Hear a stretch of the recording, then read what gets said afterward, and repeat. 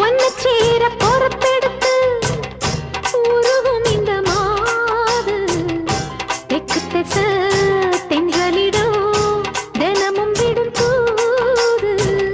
அம்மன் கோயில் சில எழுது அசஞ்சி வரும்போது உள் மனசு தத்தடிக்கும் உறக்கம் என்பது